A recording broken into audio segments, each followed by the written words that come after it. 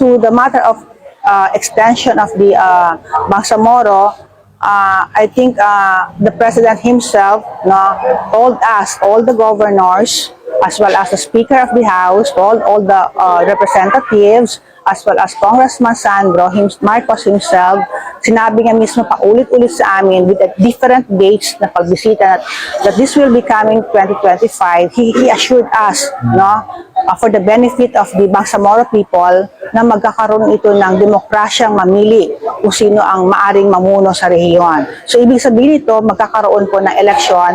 There will be no more election. There will be an election this coming 2025, whether the election code is finished or not finished.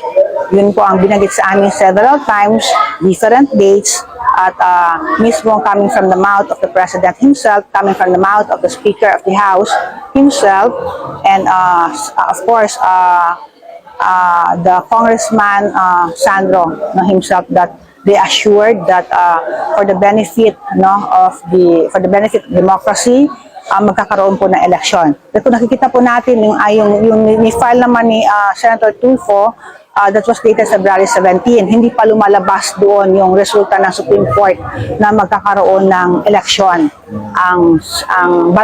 sa barangay election. So I think for me it is just a mind conditioning.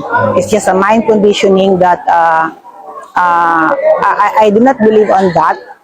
It is, you can do whatever propaganda. It's part of politics, You can do whatever propaganda you have, but we believe na may isang salita ang ating Presidente Bongbong Marcos na siya mismo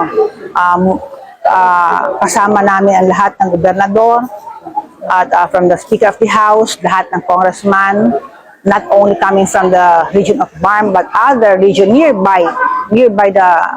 nearby BARM provinces, nandoon din po to witness, na magkakaroon talaga ng election this coming 2025. Whether there is a decommissioning or no decommission that will happen in the inter-region BARM.